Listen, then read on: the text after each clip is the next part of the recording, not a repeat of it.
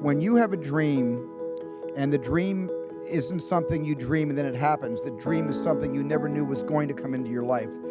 Dreams always come from behind you, not right between your eyes. It sneaks up on you. But when you have a dream, it doesn't often come at you screaming in your face. This is who you are. This is what you must be for the rest of your life. Sometimes a dream almost whispers. And I've always said to my kids, the hardest thing to listen to, your instincts, your human personal intuition, always whispers. It never shouts. Very hard to hear. So you have to, every day of your lives, be ready to hear what whispers in your ear. It very rarely shouts. And if you can listen to the whisper, and if it tickles your heart, and it's something you think you want to do for the rest of your life, then that is going to be what you do for the rest of your life, and we will benefit from everything you do. A journalist asked me years ago a question I really couldn't answer. They said, what do you do? Why do you do this? And I don't know where it came from, but I sort of turned to the journalist in a flip kind of way. I said, I dream for a living. Years later, I realized, well, that's exactly what I do. I dream for a living. This is what I've done all my life. This is what I wanted to do with my life. And yet, I never really had a career plan. And teaching is a noble profession, something that I have come to understand is maybe the noblest profession in the world today. Teachers perhaps are also the most underpaid heroes in the world today. And I think it all started out when I was maybe 6 or 7 years old, and my father came over to me and said, I'm going to take you to see the greatest show on earth.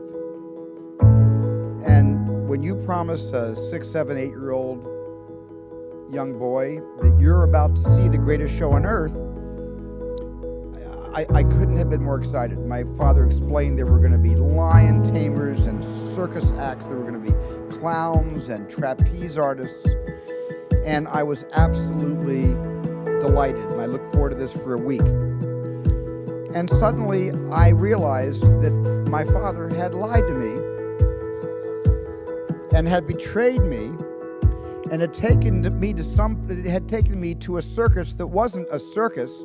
It was a movie about a circus, and I had never seen a movie before. That was the first movie I ever saw, Cecil B. DeMille's The Greatest Show on Earth. I had never seen a motion picture before, and I think the feeling of disappointment and regret and betrayal lasted only about 10 minutes, and then I became just one more victim of this tremendous drug called cinema.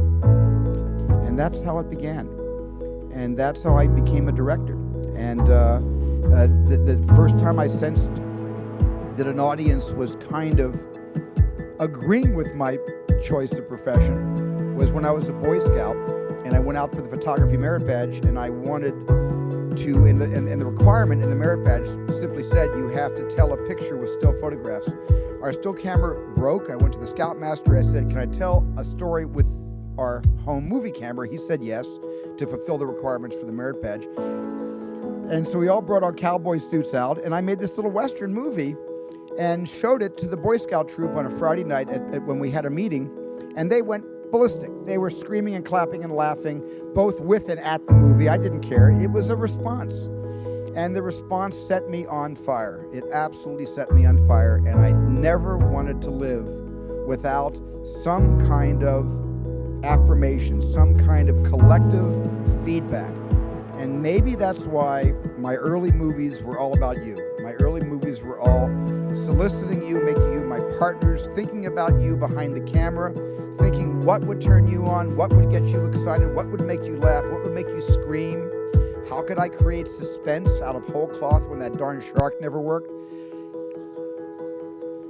And you were my partners. My audience, I collaborated with you and you collaborated with me, and I think the beginning of my career I had this wonderful experience, and the thing I really want to emphasize is I didn't have a choice. I didn't have a choice.